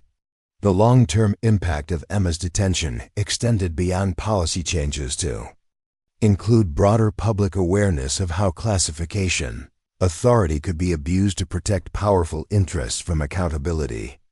Environmental groups cited her case when challenging government secrecy about climate research, while civil liberties organizations used her experience to argue for stronger protections for academic freedom. Emma returned to her studies with a deeper understanding of the political dimensions of environmental science and the courage required to pursue truth when it conflicts with institutional interests. Her experience had transformed her from a naive student conducting independent research into an advocate who understood both the importance of environmental protection and the obstacles that powerful interests could place in the path of inconvenient discoveries. The marine biology program at Pacific Coast University established an endowment in Emma's honor, funding research into the intersection between environmental science and democratic accountability. The program supported students whose work might challenge government or corporate claims about ecological impacts, providing legal and institutional protection for research that served public interest rather than private profit. Dr. Michael Torres faced prosecution for his role in exposing the classified environmental programs, but public support and legal advocacy from civil liberties organizations resulted in a plea agreement that allowed him to continue his scientific work under restricted conditions. His courage in revealing the truth about marine ecosystem damage had made Emma's freedom possible, but it had also demonstrated the personal costs that whistleblowing could exact from government employees who chose conscience over career security. Captain Harrison was reassigned to duties that didn't involve detention operations, a change that reflected institutional recognition that his professional skills were better suited to traditional military missions than to managing the imprisonment of American citizens whose research had proven embarrassing to government agencies. His respectful treatment of Emma during her detention was noted in his personnel file, though the broader questions raised by her case led to policy changes that limited military involvement in civilian detention operations. Emma's parents returned to their lives in Sacramento with renewed appreciation for the fragility of rights they had previously taken for granted. Their experience with government agencies that operated beyond normal accountability had made them advocates for transparency and oversight, and they remained involved with organizations working to protect other families whose children faced similar challenges. The acoustic testing program that had caused the environmental damage Emma discovered was terminated following congressional investigation and legal action by environmental groups. Cleanup efforts were funded through military appropriations, though the full extent of ecological damage would require years of monitoring and restoration work to address completely. Emma completed her undergraduate degree with honors, writing a senior thesis that examined the role of government secrecy in environmental policy, while carefully avoiding disclosure of information that remained classified. Her academic success demonstrated that her intellectual capabilities had survived her detention experience, but her research interests had been forever shaped by her understanding of how scientific inquiry could conflict with institutional power. Graduate school applications attracted interest from programs that valued her unique experience with the intersection between environmental science and government policy. Several universities offered opportunities to study environmental law and policy, recognizing that her detention had provided practical education that complemented her academic training in marine biology. Emma accepted admission to a graduate program that combined environmental science with policy studies, choosing an educational path that would prepare her to work at the intersection between research and governance.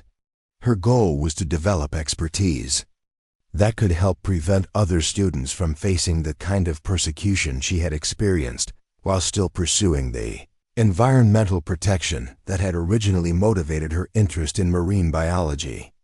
The classroom in the Oceanography Building, where Emma had been taking her final exam, was repaired and returned to normal use, though a small plaque was installed commemorating academic freedom and the courage required to pursue truth regardless of institutional pressure.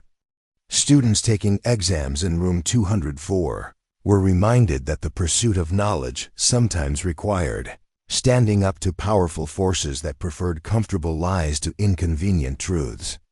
Emma's story became part of the curriculum in environmental policy courses across the country, used to illustrate the challenges that researchers faced when their work uncovered information that powerful institutions preferred to keep hidden.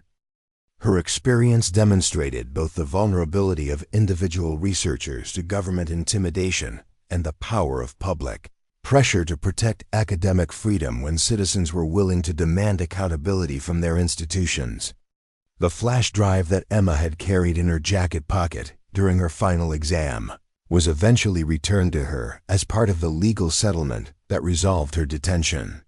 The device contained the research that had changed her life and exposed environmental crimes that might otherwise have remained hidden indefinitely. Emma kept it as a reminder of the responsibility that came with knowledge and the courage required to act on discoveries that challenged powerful interests. Tyler completed his own degree and went on to law school, motivated by his experience with Emma's case to pursue legal training that would prepare him to defend other students who faced government intimidation for their research or advocacy work. His understanding of how institutional pressure could isolate individuals from their support networks made him a more effective advocate for clients who face similar challenges.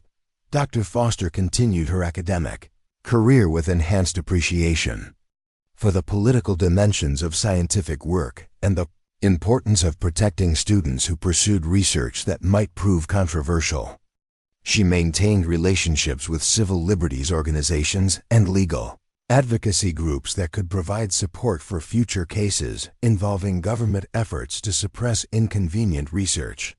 Emma's case had demonstrated that the pursuit of truth sometimes required more courage than academic institutions were prepared to provide, but it had also shown that public pressure and legal advocacy could protect individual researchers when they faced intimidation from powerful interests. The balance between security concerns and academic freedom remained difficult to maintain, but Emma's experience had strengthened protections for future students whose curiosity might lead them into conflict with classification authority. Years later, Emma would reflect on how her innocent desire to understand marine ecosystem patterns had led to confrontation with forces she never could have imagined when she first enrolled in Dr. Foster's marine biology course. The experience had cost her the simple pleasure of conducting research without political considerations, but it had also given her understanding of how scientific work could serve democratic values by holding powerful institutions accountable for their environmental impact.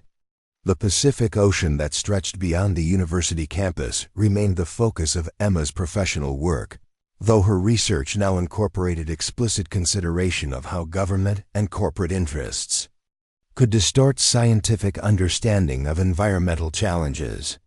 Her detention had taught her that the pursuit of knowledge was never purely academic, when that knowledge had implications for powerful institutions that preferred to operate beyond public scrutiny. Emma's story continued to inspire students who understood that academic freedom required constant defense against institutions that would limit inquiry to protect their own interests. Her courage in pursuing truth despite personal costs had demonstrated that individual conscience could prevail against institutional power when supported by communities that valued knowledge over comfort and truth over security. The acoustic testing that had damaged Pacific marine ecosystems was replaced by research programs that operated under public oversight and environmental protection requirements. The policy changes that resulted from Emma's case had prevented similar environmental damage while maintaining legitimate national security capabilities, demonstrating that transparency and accountability could coexist with effective governance. When citizens demanded both, 5 years after Navy SEALs had rappelled through the ceiling of room 204, Emma Mitchell stood before a packed auditorium at the United Nations Environmental Assembly in Nairobi, Kenya. The young woman who had once been dragged from her marine biology final was now Dr. Emma Mitchell, holding dual doctorates in environmental science and international law, addressing world leaders about the intersection between environmental protection and government transparency. Her presentation screen displayed satellite imagery of the Pacific Ocean, showing areas where marine ecosystems had recovered following the termination of the classified acoustic testing programs she had accidentally exposed as an undergraduate student. The data told a story of environmental restoration that had been made possible by her courage to pursue truth despite institutional intimidation and personal cost. Honorable delegates, Emma began, her voice carrying the authority of someone who had faced the most powerful institutions in the world and emerged victorious. The case I want to share with you today demonstrates that environmental protection and national security are not opposing values, but complementary aspects of genuine security that serves both current and future generations. The audience included environmental ministers, military officials, and civil society representatives from over 100 countries, all of whom had come to understand that Emma's experience represented broader patterns of how government secrecy could be used to hide environmental damage that threatened global ecological stability. Emma's presentation detailed how the acoustic testing program she had uncovered had been part of an international network of military installations conducting similar experiments across the world's oceans.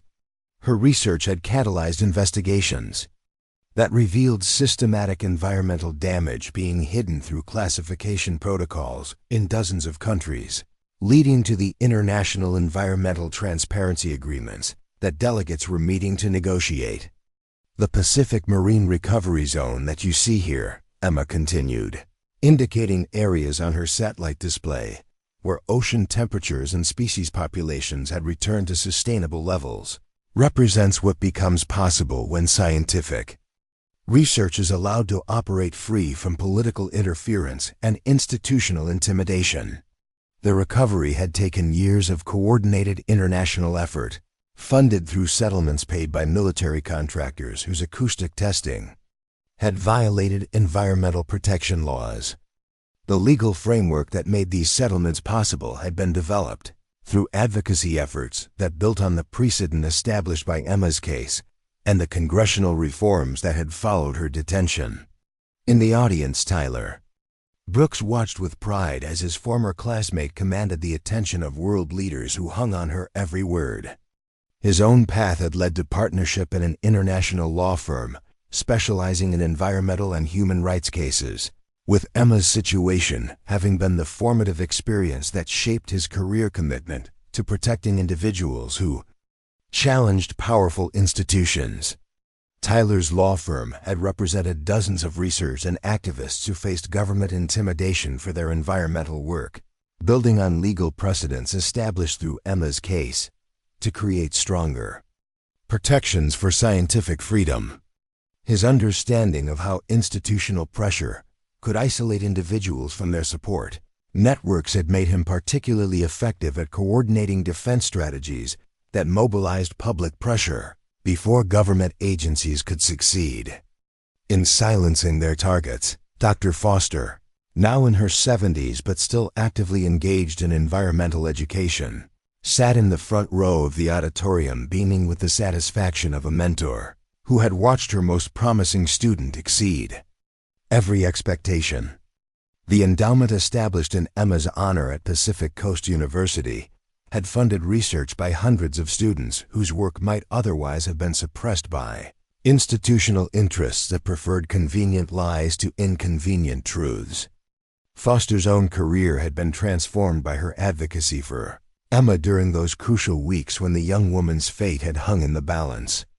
Her willingness to challenge government secrecy and institutional power had made her a leader in academic freedom movements worldwide, and she had testified before congressional committees that were drafting legislation to protect researchers from the kind of intimidation that Emma had experienced.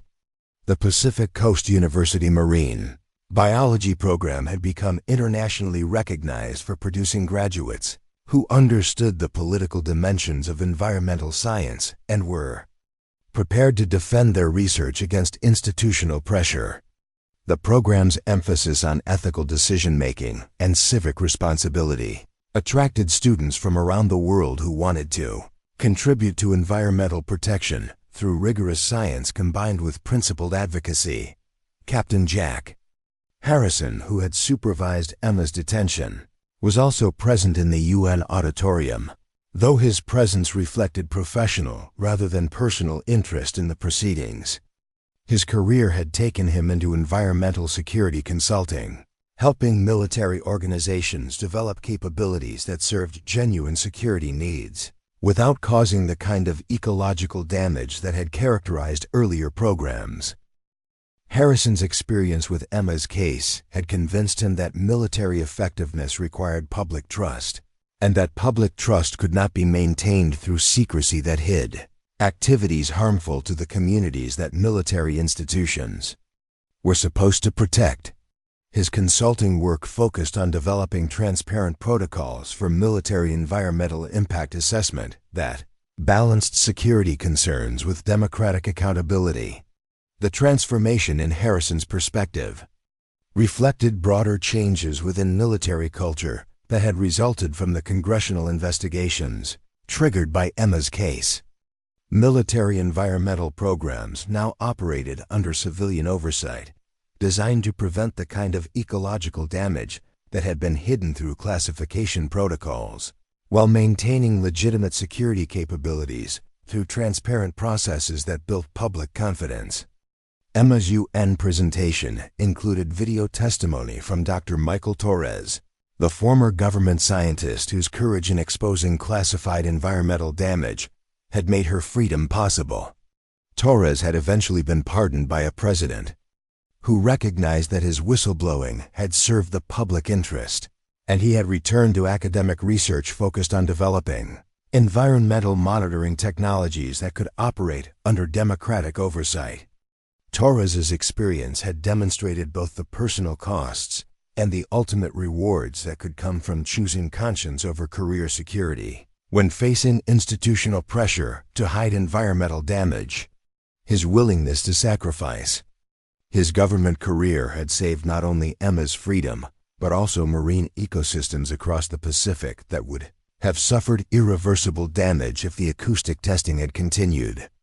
The legal advocacy organizations that had supported Emma's case had grown into an international network that provided resources for researchers and activists who faced government intimidation anywhere in the world.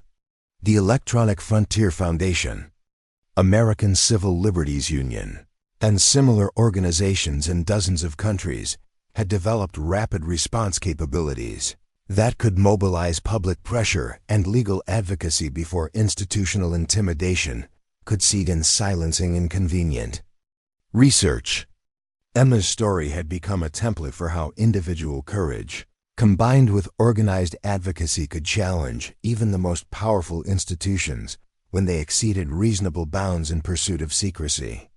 The International Environmental Transparency Agreements being negotiated at the UN Assembly built on legal precedents and political movements that traced their origins to her decision to pursue truth despite personal cost. The marine monitoring stations that now operated throughout the Pacific Ocean provided real-time environmental data that was freely available to researchers worldwide, preventing the kind of information control that had allowed environmental damage to continue undetected for years. The transparency requirements had initially been resisted by military and corporate interests, but public pressure mobilized through cases like Emma's had made secrecy politically unsustainable. Emma's parents, Linda and Robert Mitchell, watched the UN presentation from their home in Sacramento via livestream, their pride in their daughter's achievements tempered by continued amazement at how far her journey had taken her from the college student who had been dragged from her final exam by Navy SEALs. Their own experience with government agencies that operated beyond normal accountability had made them advocates for transparency and oversight in their local community. The Mitchells had become leaders in citizen oversight of local environmental policies, using skills they had developed during their fight for their daughter's freedom to hold city and county officials accountable for decisions that affected public health and environmental quality. Their understanding of how institutional power could be challenged through organized citizen action had made them effective advocates for communities that faced environmental threats from government and corporate activities. Emma's presentation concluded with a call for continued vigilance in protecting the rights of researchers whose work might challenge powerful institutions. The freedom to pursue truth without fear of intimidation is not just an academic privilege, she told the assembled delegates, but a democratic necessity that serves the long-term interests of all humanity. The standing ovation that followed Emma's presentation reflected recognition from world leaders that her experience represented broader challenges facing democratic societies in balancing security concerns with the transparency required for environmental protection and scientific progress. The agreements being negotiated at the UN Assembly would create international standards for environmental transparency that built on legal precedents established through her case. After her presentation, Emma was approached by young environmental activists from around the world who faced their own challenges in pursuing research and advocacy that challenged powerful institutions. Her story had inspired a generation of researchers who understood that scientific work required not only technical expertise, but also the courage to defend their findings against institutional pressure. The conversations Emma had with these young activists reminded her of her own undergraduate idealism, but also of the responsibility that came with knowledge and the importance of using privilege and platform to protect others who faced similar challenges. Her experience had taught her that individual courage was necessary, but not sufficient for challenging institutional power, and that lasting change required building movements that could sustain pressure over years and decades. Emma's work at the UN represented the culmination of a journey that had begun with innocent curiosity about marine ecosystem patterns and had evolved into a career dedicated to ensuring that scientific research could serve the public interest without fear of institutional retaliation. Her detention had been intended to silence inconvenient research, but it had ultimately amplified her voice and created platforms for advocacy that reached audiences far beyond what she could have imagined as an undergraduate student. The flash drive that Emma had carried during her final exam, which contained the research that had changed her life, now resided in the Smithsonian Institution as part of an exhibit on environmental activism and democratic governance. The device served as a symbol of how individual curiosity and courage could catalyze movements that challenged institutional power and created lasting change. The exhibit attracted thousands of visitors annually, many of whom were students and researchers who drew inspiration from Emma's story as they pursued their own work in fields that might bring them into conflict with powerful interests. The display emphasized that defending truth required not only individual courage, but also community support and institutional protections that could only be maintained through constant vigilance and civic engagement. Emma's case had demonstrated that the pursuit of knowledge was never purely academic when that knowledge had implications for powerful institutions that preferred to operate beyond public scrutiny. Her experience had shown that scientific freedom required political engagement and that researchers who withdrew from public affairs were essentially abandoning their responsibility to ensure that their work served democratic values.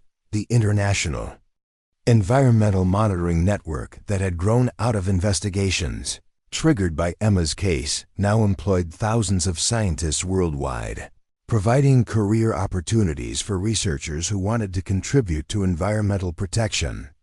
Through work that operated under democratic oversight rather than institutional secrecy, the network represented practical implementation of principles that Emma had fought for as an undergraduate student who simply wanted to understand why environmental data didn't match published reports. As Emma left the UN Assembly building following her presentation, she reflected on the journey that had brought her from a concrete cell at Naval Base Coronado to addressing world leaders about environmental transparency and democratic governance. The experience had cost her the simple pleasure of conducting research without political considerations, but it had also given her opportunities to influence policy at levels that would have been unimaginable if she had remained in traditional academic research. The Pacific Ocean stretched beyond the Nairobi skyline where Emma stood, reminding her that the marine ecosystems she had studied as an undergraduate remained the focus of her professional work, though her research now incorporated explicit consideration of how institutional power could distort scientific understanding of environmental challenges. Her detention had taught her that the pursuit of knowledge required not only intellectual rigor, but also the courage to defend research findings against institutions that preferred convenient lies to inconvenient truths. Emma's story continued to evolve as she prepared for the next phase of her career, which would involve returning to university teaching while maintaining her advocacy work for researchers who faced institutional intimidation. Her experience had equipped her with unique understanding of how to navigate the intersection between academic research and political power, knowledge that she was eager to share with the next generation of environmental scientists who would face their own challenges in pursuing truth despite institutional pressure. The classroom where Emma would soon be teaching bore little resemblance to room 204, where her journey had begun. But the principles that guided her work remained constant. The pursuit of truth required courage. Scientific freedom required political engagement, and individual conscience could prevail against institutional power when supported by communities that valued knowledge over comfort and truth over security. Her story had demonstrated that the price of freedom was eternal vigilance, but also that vigilance could succeed in protecting the values that made democracy worth defending. Up next, you've got two more standout stories right on your screen. If this one hit the mark, you won't want to pass these up. Just click and check them out.